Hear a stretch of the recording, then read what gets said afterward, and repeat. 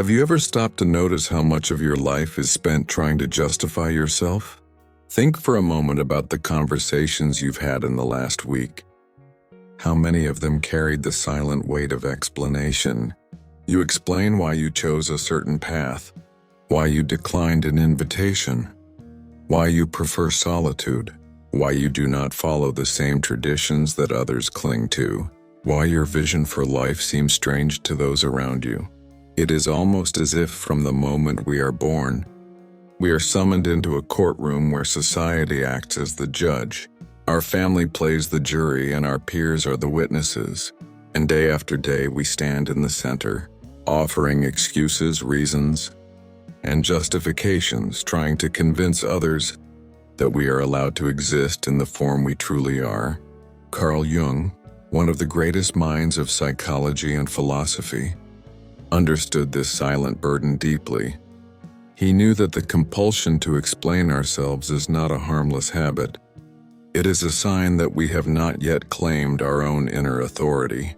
For Jung, the path of individuation, the process of becoming whole, authentic and true, requires the courage to stop living for external validation. And when you stop explaining yourself, you declare that you have stepped out of the courtroom of public opinion and into the sanctuary of your own soul. This video explores Jung's wisdom on this profound shift. The moment when you stop explaining yourself. We will see why endless justifications keep you chained to judgment, how the hidden shadow influences your explanations, and why true freedom begins when you are no longer pleading for permission to be who you are. Part 1. The endless burden of justification. From the very first days of childhood, the seed of explanation is planted within us. A child spills milk and rushes to say, "I didn't mean to." Another child is late to class and cries out, "It wasn't my fault." These small defenses become habitual, and slowly, we internalize the belief that our value depends on whether others understand and approve of our choices. As we grow older, the habit becomes heavier. We explain why we studied one subject instead of another, why we chose one career instead of the respectable path expected of us. We explain why we believe differently, why we chose a certain partner, why we left a relationship, why we stayed in one. Every choice, every movement of our being is accompanied by a chorus of justifications.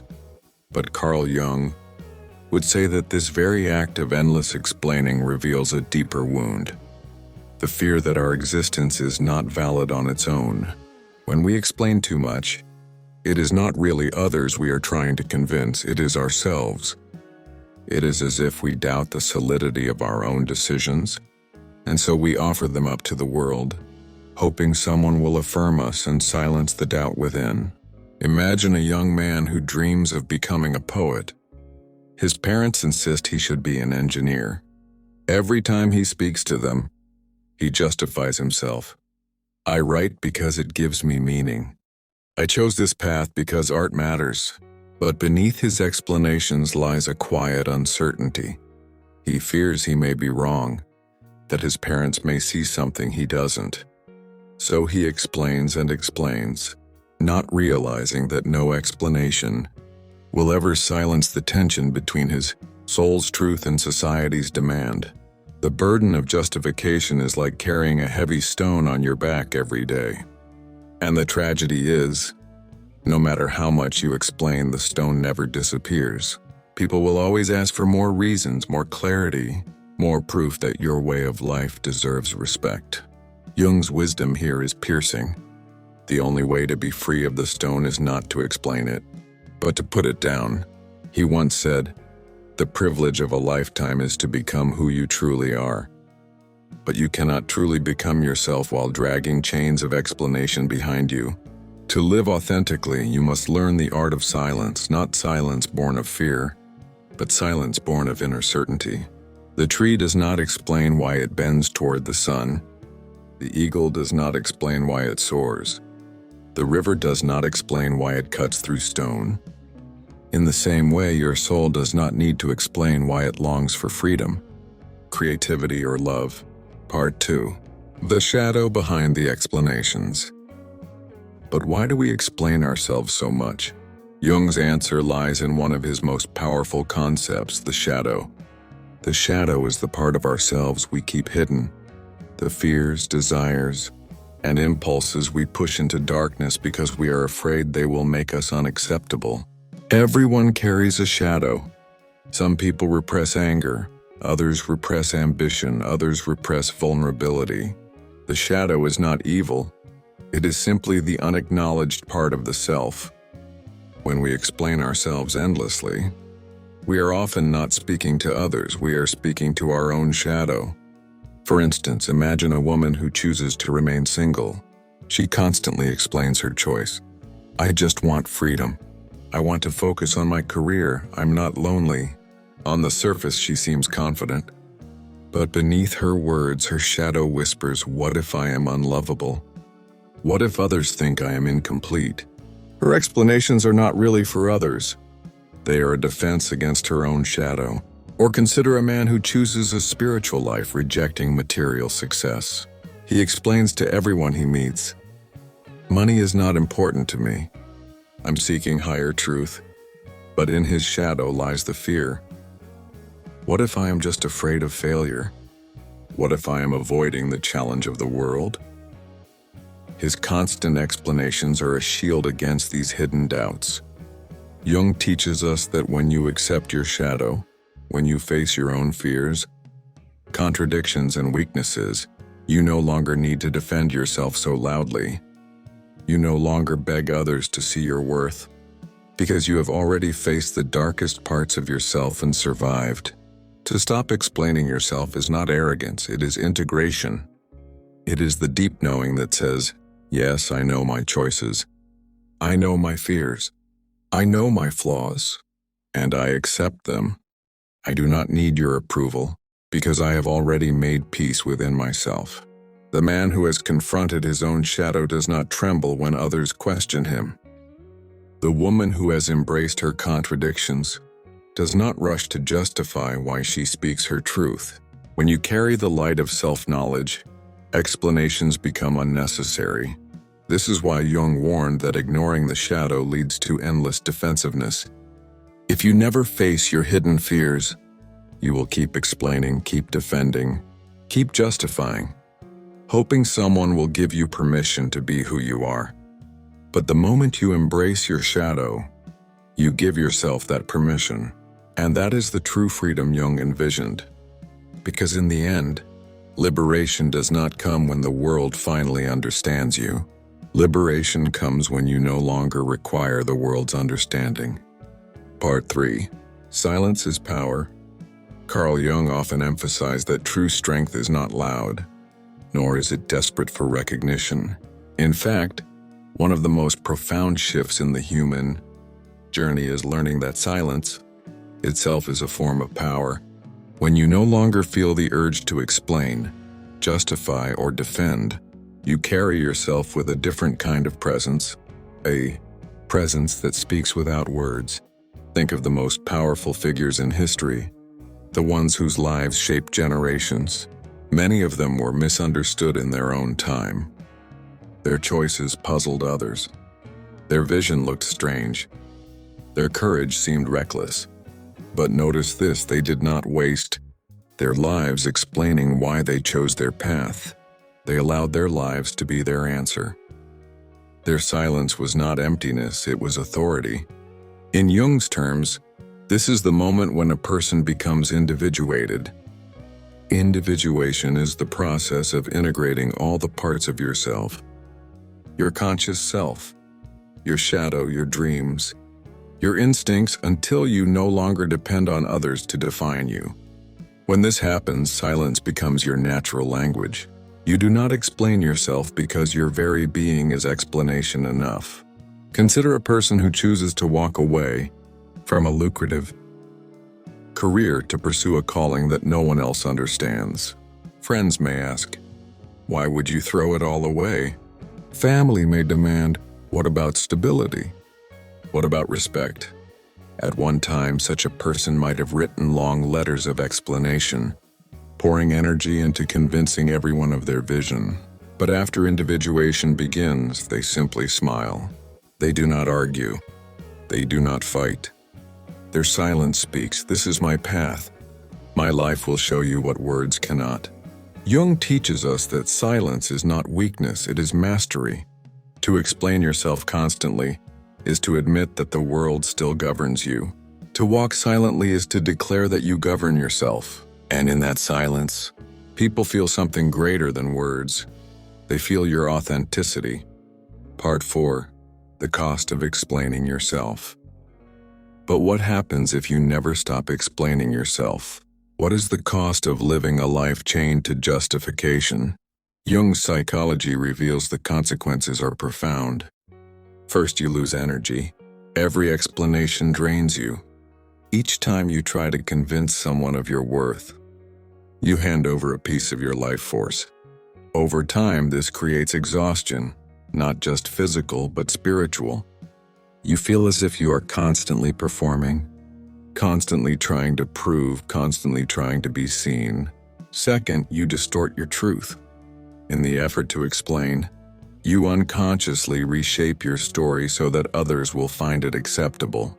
You edit yourself to fit their understanding, but each edit cuts away a piece of your authenticity. Slowly, you no longer live your truth. You live a version of yourself that is easier for others to digest. Third, you remain trapped in dependency. So long as you explain, you remain a child seeking approval from an authority figure.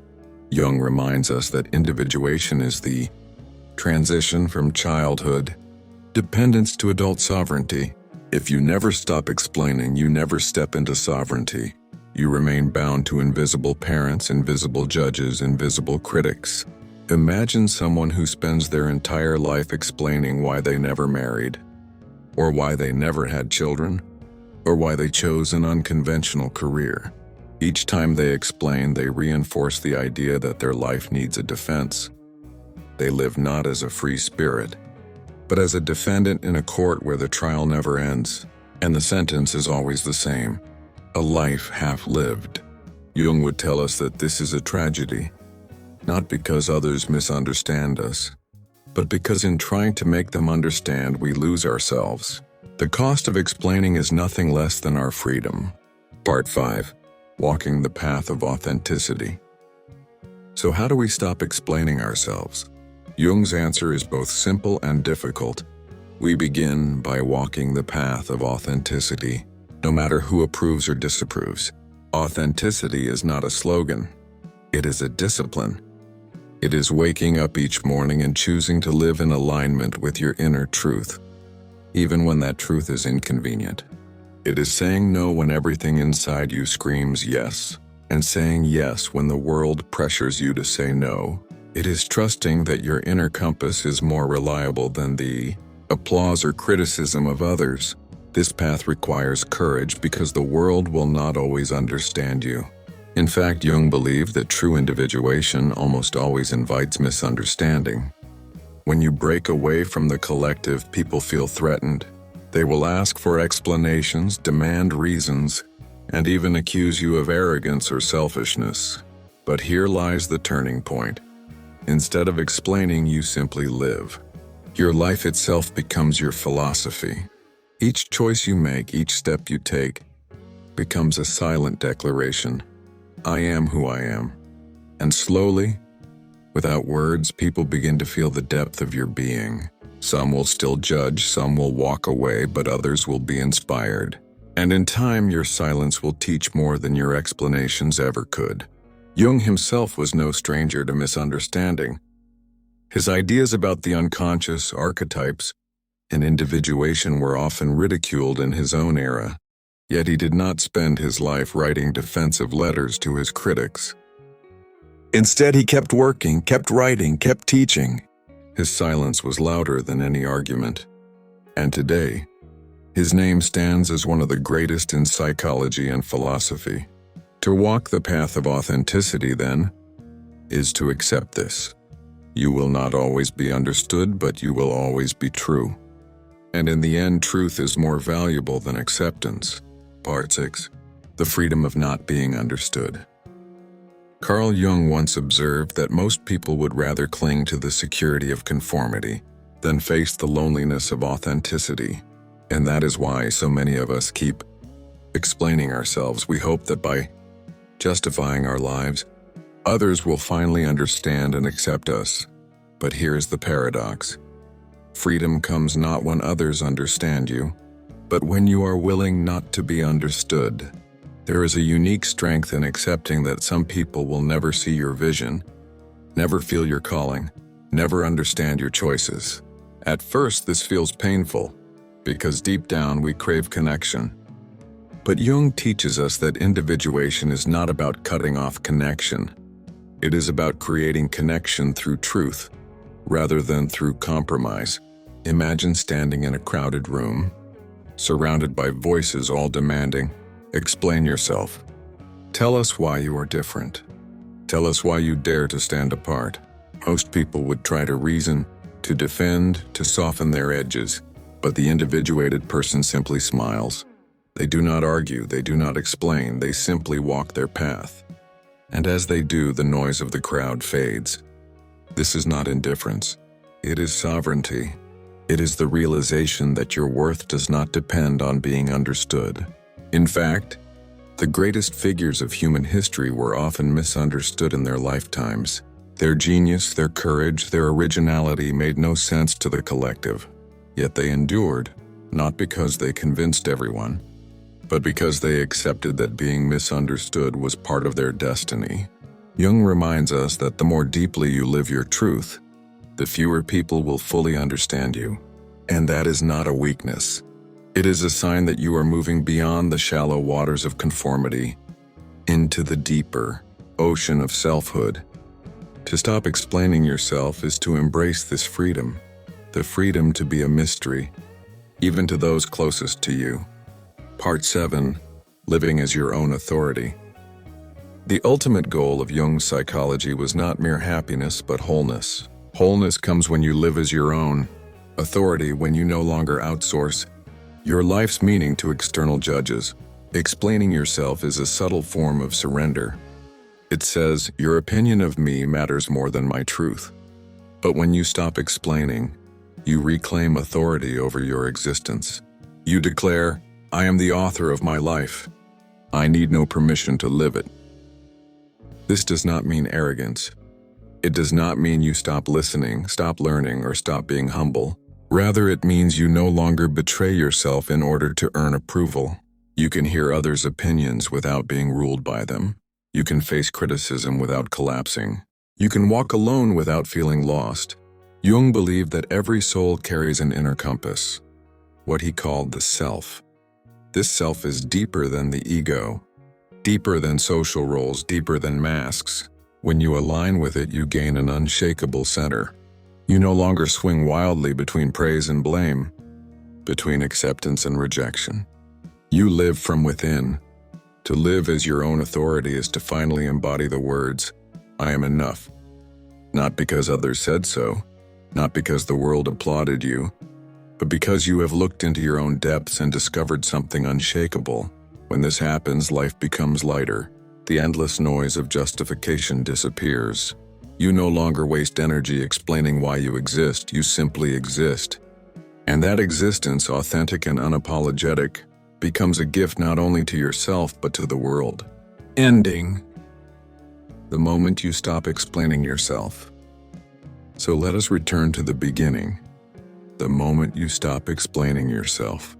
What happens then? At first, there is silence. People may question you, criticize you, even mock you. But instead of responding with long defenses, you simply live your truth. Slowly, that silence grows into presence. And presence is more powerful than words. Carl Jung would say that this is the moment you begin to live as a whole human being.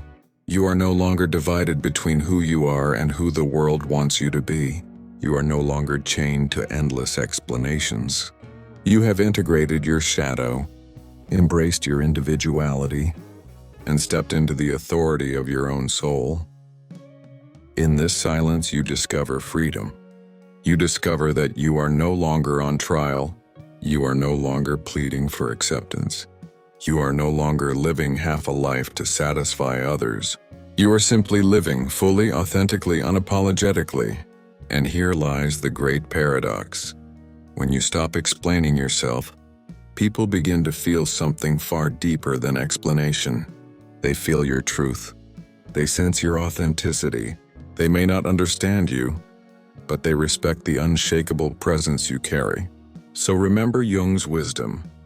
The privilege of a lifetime is to become who you truly are. That privilege is yours the moment you stop explaining yourself. That privilege is yours when you dare to be misunderstood. That privilege is yours when you choose authenticity over approval. Walk in silence, walk in truth, and let your life, not your explanations, be your answer.